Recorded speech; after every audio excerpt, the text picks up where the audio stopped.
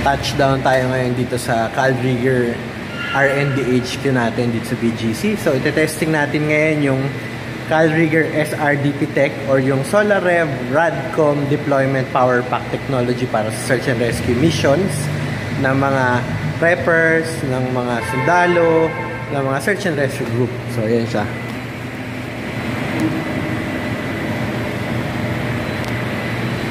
So mamaya i-explain ko yung details niya kung paano siya ginagamit, ano yung technology niya, and ano yung pinaka-purpose niya, kung bakit siya din-develop under the Calrigger Academy for Defense Technology course. Ano nga ba ang function ng Calrigger SRDP technology or the SolarRev Radcom Deployment Power Pack? So kung nakikita nyo, power pack siya kasi technically power bank yan na compatible sa mga Radiocom na Type C. Like ito, Type C to. Then meron na rin siya yung normal na ginagamit sa Radiocom na handheld microphone, tsaka yung may speaker din yan.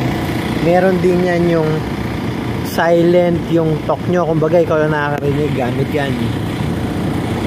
Then for deployment siya, dahil pag dineploy mo, pwede mo lang ibabad sa araw tong solar panel na naka-plug in sa kanya, cha-charge na niya yung unit, cha-charge mo na yung power bank system niya, charge na rin yung Radiocom mo na handheld. Meron na rin yung flashlight, tsaka yung USB charging port dito. May multiple port din yan, ito yung voltmeter niya. Yung multiple port nandito sa likod. Ayan, naka-ready na yan.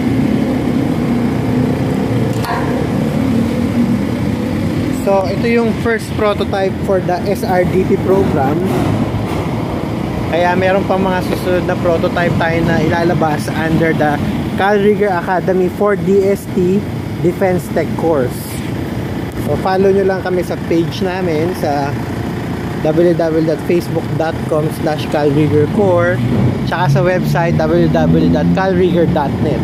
So, again, ito yung Calrigger SRDP Tech or the SolarRev Radcom Deployment Power Pack para sa search and rescue group, military, preppers, and for all the Filipinos.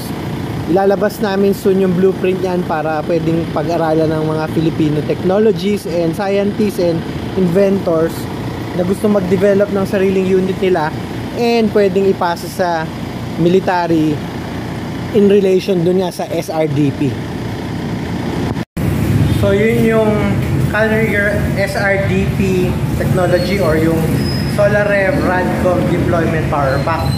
Madalas yung mga tao busy, katulad nito, nakita natin dito sa area ng Pateros. Dito sa Pateros SolarRev City, mga tao busy. Nakalimutan nila yung importance ng mga technology na kailangan mo in case magkaroon ng disaster or ng calamities. Importante dyan yung communication, dun yung Radcom or radio communication and power. So yung power pack.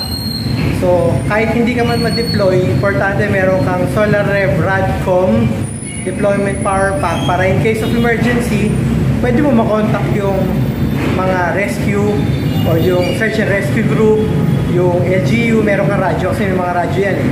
So hindi siya basta-basta malolobat kasi yung nakita kanina sa video na SRDP technology ng Calrigger, solar powered, battery powered, portable, pwede mo i-charge sa 220, pwede mo i-charge sa solar, pwede mo i-charge sa kotse, pwedeng may ginagawa kami crank charging system.